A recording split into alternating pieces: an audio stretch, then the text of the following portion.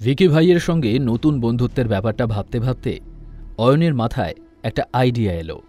ভিকি ভাই এতদিনে অয়নের বিশ্বাস অর্জন করে নিয়েছিল, আর তাই অয়নের মনে হলো ও নিশ্চিন্তে ভিকি ভাইকে তার এখানে কাজে রাখতে পারে।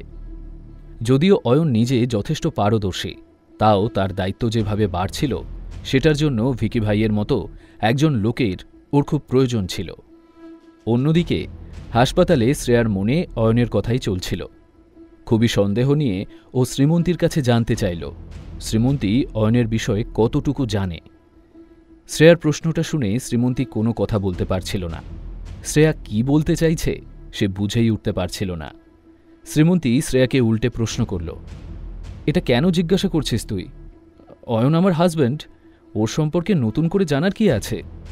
শ্রীমন্তীর অবাক হওয়াটা স্বাভাবিক ছিল। আজ পর্যন্ত যখনই অয়নের প্রসঙ্গ এসেছে শ্রেয়ার মুখে সে খালি রাগ আর বিরক্তিই দেখেছে, কিন্তু শ্রেয়া কখনোই অয়নের সম্পর্কে কিছু জানতে চায়নি।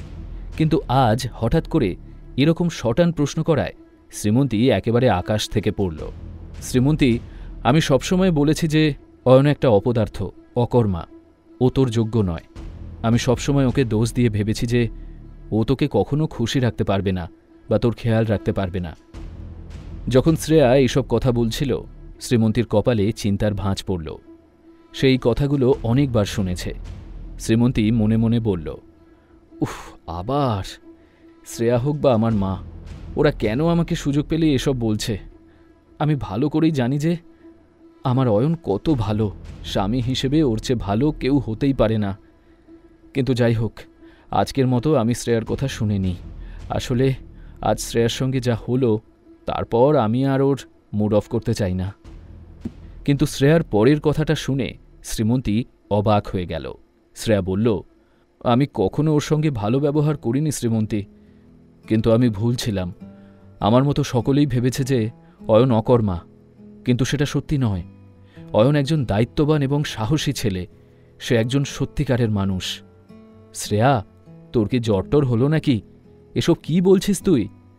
প্রথম থেকেই শ্রীমন্তী দেখেছে যে শ্রেয়া আর অয়নের একদম পটে না। শ্রেয়া অয়নের সঙ্গে এমনভাবে ব্যবহার করত যেন সে কোনো আবর্জনা। আর আজ হঠাৎ শ্রেয়া অয়নের প্রশংসা করছে, শুধু তাই নয়, সে নিজের ভুল স্বীকার করছে। শ্রীমন্তীর মাথায় কিছুই ঢুকছিল না। ওর মনে হল শ্রেয়া হয়তো কোনো ভুল ওষুধ খেয়ে ফেলেছে, অথবা হোটেলে কোনোভাবে তার মাথায় আঘাত লেগেছে, যে কারণে শ্রেয়া এমন ভুলভাল বকছে। যখন শ্রেয়া শ্রীমন্তীর এমন প্রতিক্রিয়া দেখল সে একটু হালকা হেসে বলল, আমার কিচ্ছু হয়নি। শুধু একটা কথা মনে রাখিস, অয়নকে কিন্তু নিজের কাছে ধরে রাখিস। ও খাঁটি সোনা। যদি ওকে হারিয়ে ফেলিস কখনো, আমি তোকে বলছি, তুই অয়নের মতো এত লাভিং আর কেয়ারিং স্বামী আর পাবি না। এইসব শুনে শ্রীমন্তী হেসে বলল, একদম ঠিক বলেছিস।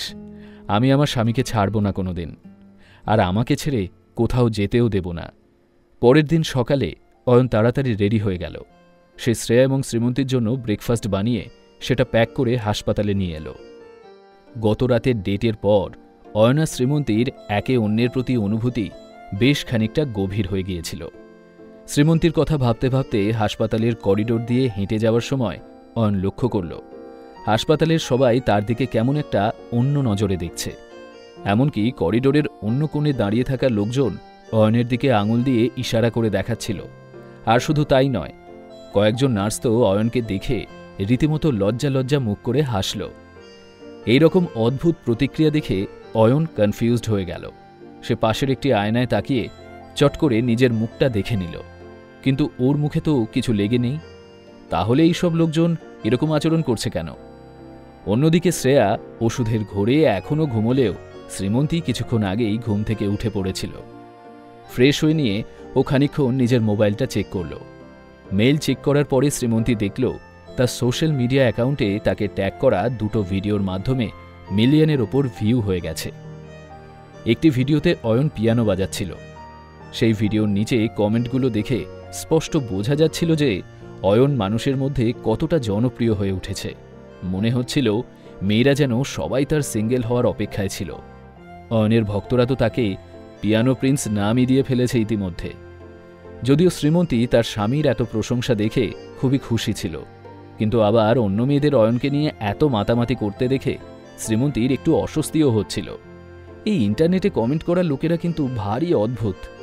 কিছুদিন আগে পর্যন্ত এরা সবাই আমার ফ্যান ছিল, আমার পক্ষে কমেন্ট করছিল, আর অয়নের সম্বন্ধে এত খারাপ কথা বলছিল, আর একটা পিয়ানো পারফরমেন্সের পরেই এরা সবাই অয়নের দিকে চলে গেল।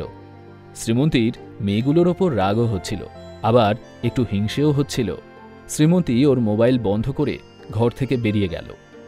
দরজা খোলার পর শ্রীমন্তীর নজর সামনের করিডোরে হেঁটে আসা অয়নের দিকে পড়ল। অয়নকে দেখেই শ্রীমন্তীর মেজাজটা একদম ভালো হয়ে গেল। অয়নের দিকে অপলক তাকিয়ে থাকতে থাকতেই শ্রীমন্তী লক্ষ্য করল আশেপাশের কয়েকজন লুকিয়ে লুকিয়ে অয়নের ছবি তুলছে। করিডোরে ছড়িয়ে ছিটিয়ে থাকা লোকজনের মধ্যে একটি মেয়ে বলল, আরে এই তো আমার পিয়ানো প্রিন্স, উফ কি হ্যান্ডসাম দেখতে। আচ্ছা, অয়ন আর শ্রীমন্তী মল্লিকের ডিভোর্সের কোনো খবর আছে নাকি? মেয়েটির প্রশ্ন শুনে শ্রীমন্তীর মুখটা ভার হয়ে গেল। জবাবে আর একজন বলল, না বন্ধু, আমি তো অনেকদিন ধরে পরবর্তী আপডেটের অপেক্ষা করছি।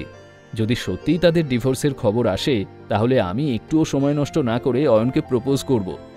এটা শুনেই শ্রীমন্তীর রাগ আরও বেড়ে গেল। এই মেয়েগুলো কি তার বিয়ে ভাঙার জন্য এতটাই উঠে পড়ে লেগেছে? ও গিয়ে সেই মেয়েগুলোর সাথে ঝগড়া করতে চাইছিল। শ্রীমন্তীর মন চাইছিল যে সে ওদের মোবাইল কেড়ে নিয়ে সব ছবি মুছে ফেলে, কিন্তু সে নিজেকে জেলাস দেখাতেও চাইছিল না। আর তখনই অয়ন এসে তার সামনে দাঁড়াল। অয়ন শ্রীমন্তীকে বলল, গুড মর্নিং শ্রীমন্তী, তুমি এখানে দরজায় কেন দাঁড়িয়ে আছো? কিছু দরকার আছে নাকি? অয়নের প্রশ্ন শুনে শ্রীমন্তীর মাথায় একটা আইডিয়া এলো। সে তাড়াতাড়ি অয়নের হাত ধরে ফেলে ওর দিকে তাকিয়ে মুচকি হেসে বলল, গুড মর্নিং অয়ন, আমি তোমাকে খুব মিস করেছি। তোমারও কি আমাকে মনে পড়ছিল? শ্রীমন্তী এই কথাগুলো বেশ জোরে জোরে বলল, যাতে সবাই শুনতে পায়। কিন্তু এসব শুনে অয়ন কনফিউজড হয়ে গেল। আজ পর্যন্ত শ্রীমন্তী কখনো অয়নের সঙ্গে এভাবে কথা বলেনি, আর আজ তো ও অয়নের হাতও ধরে ফেলেছে। অয়নের মনে হলো শ্রীমন্তী আজ একটু বেশি রোমান্টিক হয়ে পড়েছে। সে তোতলাতে তোতলাতে শ্রীমন্তীর প্রশ্নের উত্তরে বলল, তুমি আমাকে মিস করেছ? অনেকটা। শ্রীমন্তীর উত্তর শুনে আর ওর বড় বড় চোখ দুটো দেখে অয়নের হৃৎস্পন্দন বেড়ে গেল। সে এরপর একটা শব্দের বেশি আর কিছু বলতে পারল না। ও, অয়ন আজ খুবই অস্বস্তিতে পড়ে গিয়েছিল। অয়ন নিজের মনেই বলল, হয়তো শ্রীমন্তী এখন আমার সাথে কমফর্টেবল হয়ে উঠেছে, আর সেটা খুবই ভালো ব্যাপার। শ্রীমন্তীর দিকে তাকিয়ে হালকা হেসে অয়নও এবার ওর হাতটা ধরে বলল, তোমার খিদে পেয়েছে তাই না? আমি তোমার ফেভারিট ব্রেকফাস্ট তৈরি করে এনেছি, চলো একসঙ্গে ব্রেকফাস্ট করি। এটা শুনে শ্রীমন্তীর মনটা নরম হয়ে গেল। তার মনোযোগ সেই মেয়ে দুটির থেকে অবশেষে সরল। ও অয়নের গভীর চোখের দিকে তাকিয়ে বলল, তুমি খুব ভালো অয়ন। আচ্ছা, কিছুদিন ধরে আমার মাথায় একটা কথা ঘুরছে। আমার ঠাকুমা বলতেন স্ত্রীকে স্বামীর নাম ধরে ডাকতে নেই। তাহলে আমি তোমাকে ভালোবেসে একটা অন্য নামে ডাকতে পারি তো? ভালোবেসে? অবশ্যই। তুমি আমাকে কি বলে ডাকতে চাও? অয়নকে কি নাম দিতে চলেছে শ্রীমন্তী? অয়ন এবং শ্রীমন্তীর বিয়েটা কি এবার সত্যিকারের বিয়েতে পরিণত হতে চলেছে? শ্রীমন্তী এবং অয়নের জীবনে আরও কি কি ঘটতে চলেছে জানতে হলে শুনতে থাকুন এই গল্পটি, শুধুমাত্র পকেট এফএমে। লিঙ্কটি রয়েছে ডেসক্রিপশনে।